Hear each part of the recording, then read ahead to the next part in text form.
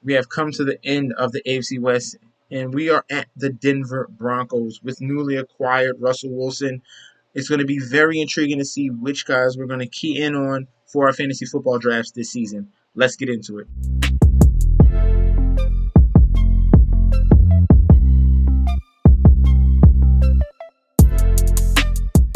Hey, yo! Welcome back to the channel. It's your boy Chef D, and I'm here to give you the winning ingredients for your Denver Broncos team preview for your fantasy football season this year. All right, we're going to deep dive into this very, very intriguing team. But before I do that, don't forget to like, comment, and subscribe to the channel. Follow me on Instagram and Twitter at MetsNetsJetsD. Also, don't forget to follow me on TikTok at Chef_D91 and the Patreon if you want more DFS, betting, and fantasy football advice.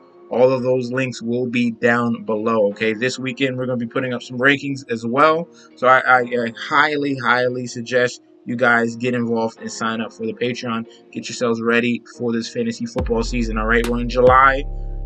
Fantasy football is right around the corner at the end of August, early first week of September. A lot of people like to wait after the preseason games, which is smart. So definitely get involved, okay? All right, now, the first guy we're going to look into for the Denver Broncos will be the highest one going. That's Javonta Williams, all right? A lot of people were on him last year. He was going around 5, round 6, so that was a value. Obviously, he was sharing carries with Melvin Gordon, and it's in a similar situation this year as well. They re-signed Melvin Gordon, but the key to this was we have a new regime coming in for the Denver Broncos. They have a new head coach. No more old Vic Fangio. No more slow-paced offense. Now steps in Hackett, and now steps in Russell Wilson. Now, the key to this with Javonte Williams, who's going now in that late round 2, early round 3 range. He was the top 5 pick at the beginning of the offseason, but the signing of Melvin Gordon had people turn back just a little bit. All right, he finished RB17 in 2021. But if we're looking at the payout structure, we understand why, all right? 2021, he got paid nearly $5 million, okay? That's why they were splitting carries, and it was pretty much 50-50, okay? Melvin Gordon just each eked out with the yardage, but you saw the explosiveness whenever Javonte got the ability to take over the reins, and it was one particular game where he took over. Now, in 2022, they did re-sign Melvin Gordon, but it was only for $2.1 million. That is half the money, all right? Half the money. Money means everything, okay? They're not totally obligated to play Melvin Gordon. They have their top-tier talent, round 2 talent in Javonto Williams, who they gave plenty of carries last year. 203 carries, 900 yards rushing, and almost got you 50 receptions, okay? And put 7 total touchdowns as well. Was an average 12 fantasy points per game. So those are all solid numbers. We are taking his upside here. If you're willing to take him at his current ADP of 24, you believe in Javonta Williams, right? You're not scared of old 29-year-old Melvin Gordon, all right? So I'm going to be bullish on Javonta Williams this season. I am not afraid of an older running back that's getting hit. He got a price cut. He went from 4.5 all the way down to 2.5, and we have a more talented back, and it's clear cut, all right? You got a new regime, new coaching staff, and Russell Wilson is going to implement the up-tempo offense, okay? He saw what it did for him in Seattle, and he's going to bring that over into Denver. They are already talking about that they're acclimating the whole offense around Russell Wilson, all right? It's going to be his whole structure, and the successful Russell Wilson, and he already said it in interviews, was the up-tempo offense, all right? Javonta Williams is the perfect guy in up-tempo offense, especially coming out of that backfield, receiving the ball, right? That's his upside. That's his plus right there. So we are going to be super bullish on Javonte Williams. Go get him. Next up on the list, we have the wide receiver group for the Denver Broncos, and that's 2 guys. I'm going to cluster these guys together because no one knows who's the number 1, all right? Everyone wants to have their idea, Everyone wants to compare it to the situation that they had in Seattle. I understand Cortland is tall, so that's DK, and Jerry Judy's more of a slot guy and kind of fast. No, he's not really that fast. He's more of a route runner. And then that's Tyler Lockett. All right, we get it. All right. If we go on every single site, Sleeper, ESPN, Yahoo, it doesn't matter. All right. Some lists have it as Sutton at top, and some have it as Jerry Judy. All right. We do not know. So here's the answer to both of these questions. So every question about this wide receiver 1, wide receiver 2 situation. All right. Unless you see something super drastic in preseason or hear a crazy wild report, you take both of them. All right. They have similar ADP. Cortland Sutton, ADP 36, and Jerry Judy, ADP 47. All right. They're right next to each other, probably maybe just half a round away from each other. Take both. All right.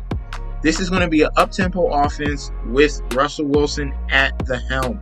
We've been asking him to cook for how many years? Russell Wilson is going to be the leader. He's going to be feeding Sutton and Jerry Judy, running this up-tempo offense and having the defense at their heels. So, at this current position, late round 3, early round 4, it might be ugly because you do not know. But I 100% guarantee with the talent profile of Cortland Sutton and Jerry Judy, these guys will succeed. Cortland Sutton has that height ability right there, 6'3", has great size and catch ability. We saw some upside in 2019 where he burst on with 1,000 receiving yards, 6 touchdowns, very solid performance. Then he was injured in 2020, fought back in 2021. Now he gets a huge QB upgrade from Locke to Russell Wilson. Okay, so we're going to see a huge spike in numbers. Definitely something similar to 2019.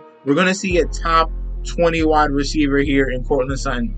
If we go over to Jerry Judy, this is an elite route runner here. Okay, he has perfected his craft. You don't think an elite route runner works well with Russell Wilson? He might even have more upside because of the receptions. Okay, Jerry Judy is going to be fine at this current ADP. That should be a steal. All right. So Jerry Judy in this offense, we saw a solid performance out of him in 2020, limited season in 2021, but the targets were there, all right? He was getting very acclimated at the beginning of the season and then hit that little bit of an injury bug, and he's now in a better situation. So for both of these guys, Jerry Judy and Sutton, go get them. Next up, we have the orchestrator of this offense for the Denver Broncos, and that's the guy that they went out and got, and that is Russell Wilson, all right? Let's Cook is still alive, all right? The Let's Cook movement is still alive. Unfortunately, it failed at the end of the Seattle run, and that was mainly because Pete Carroll, right? There was a disconnect between Pete Carroll and Russell Wilson. Pete Carroll wanted to turn down the offense and run the ball more, and it really, really hurt Russell Wilson in his 2021 season where he finished QB 16. Now we get a reset button, okay, with the Denver Broncos, with better weapons, hands down better weapons, okay? This is a better wide receiver core than what he had in Seattle. Cortland Sutton, Jerry Judy, KJ Hamler, and Tim Patrick. Not to mention what they have, that young talent in Albert O at the tight end position. So all around, the cast and crew is here, and they're fully embracing Russell Wilson. Okay, so we already know his metrics. All right, he is super, super efficient, super accurate, super smart. All right, that's the reason why he failed in 2021 was because of Pete Carroll. Right, we're gonna take that 2021 year with a grain of salt, and we're going to get back to what the Russell Wilson that we know. In 2020, finished number 6. 2019, finished number 6. And where he's going right now at QB 8, ADP 77, around 8. Okay, this is a value. Okay, you can build your whole lineup, get you 2 running backs, 3 wide receivers, get you a tight end and another wide receiver, a running back. And then you still got a top tier, potential top 5 QB just sitting there, okay? If everything goes well, Russell Wilson has the upside to get to that next level, which is top 5. That's what you want, okay? The talent is there. Definitely go get Russell Wilson at his current ADP right now, even if it rises. Okay, there's a lot of options around that range when you're looking at quarterbacks, right? Russell Wilson, Tom Brady, Joe Burrow, Kyler Murray, Jalen Hurts, all those guys around there. Go grab you one of those guys. Russell Wilson is going a little bit later than all of them, and he is a love this year. Next up, we have Albert Abuikunum here for the Denver Broncos. He comes in as the number 1 tight end for the Denver Broncos. He was included in that trade, that Russell Wilson trade that they have, leaving Noah Fant over to Seattle, where he was sharing a lot of targets with Noah Fant in that offense in Denver. So we understand that he has some huge upside because Noah Fant was a top-tier talent, and Albert O came through and was still fighting for targets in that offense, and he showed some spurts. The key about Albert O is that he is a very, very exceptional yards after the catch guy. If we're looking at his numbers in the limited snaps he got, he's still ranked top 15 right there in productivity, yards after catch, right? Number 15 overall. This guy can catch the ball and he can make moves. He can turn a 10-yard out into a 80-yard touchdown. He has that type of ability with the speed. Look at that speed from a tight end. 6'6". He runs a 4.4, 98th percentile speed, and his speed score is 100 percentile speed score. Absolutely insane. The measurables are there, the speed is there, and an up-tempo offense. And with an offense with Russell Wilson throwing to a tight end, you know Russell Wilson loves his tight end, okay? We can look back at Seattle, right? They have a long list of guys that were excelling from that tight end position because Russell Wilson was throwing in the ball. And here's a little fun fact. Russell Wilson averages, okay, is right there. The actual target share his top tight ends have traditionally received is 15.5%, okay? When we look at wide receivers, we want a guy that's over 20% target share. We're getting a tight end right there at 50% target share in this up-tempo offense. He has super sleeper ability, and at his current ADP, he's an absolute steal at ADP 145. Okay, he's going super late. You can fill out your lineup twice, and then you can go get Albert O. That's how deep Albert O is. If we're looking for a sleeper tight end that can possibly get up to the top 10 in this offense, because all the weapons that they have around a Hall of Fame quarterback in Russell Wilson, Albert O is that guy. We saw glimpses in Denver. Obviously, he's still in Denver now, but now with a new quarterback, a big upgrade at quarterback, Albert O is someone that is a huge sleeper, and I definitely say go get him this year. Before we head out of here, guys, we do have 2 honorable mentions. We have Tim Patrick at the wide receiver position right here, and we also have KJ Hamler, okay, at the wide receiver position. They're going to be battling for that wide receiver 3 spot. Who will prevail? That's the big question here. Tim Patrick has some upside, and he has a knack of getting in the end zone. If we're looking at 2 previous years, this is what Drew Lock throwing the ball. In 2021 and 2020, back-to-back 700 receiving yard years, solid air yards production, just right there at 1,000 air yards. Receiving touchdowns with 5 in 2021 and 6 in 2020. So if you're looking for a late sleeper, Tim Patrick can be your option. Or you can go with KJ Hamler, who is technically playing, they say that he's playing the Tyler Lockett role, and he has the speed to really take the top off a defense, all right? So if you want a deep ball guy for this offense that they got for the Denver Broncos, definitely a dart throw. And as you can see, he's best comparable to Deshaun Jackson. KJ Hamler has the most talent.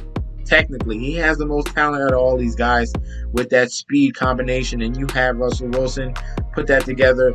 I think I would lean towards KJ Hamler. He's still trying to recover back from his injury. Definitely watch his reports. Hopefully he starts week 1, but he can be someone that can come on in the second half of the season and really be a very super surprise play that you're getting super late at the back in the drafts with ADP at 181. Absolutely insane. So If you're in a super deep league, KJ Hamler can be a dart throw, especially in best ball lineups. KJ Hamler can be a guy for you. I appreciate you guys for tuning in. That is the breakdown for the Denver Broncos team preview that we got right here. Thank you guys for tuning in. Don't forget to like, comment, and subscribe to the channel. Follow me on Instagram and Twitter at MessageSD. Also, do not forget about TikTok at chef_D91, and also about the Patreon if you want more advice. Remember, all those links will be down below. Remember, our goal is 1K. We're currently at 950 subscribers. Continue to click that like and subscribe button, okay? Push those numbers up. Share it with a friend if you know someone that is into fantasy football. I'm here to help 100%, all right? Thank you guys for tuning in. Peace out.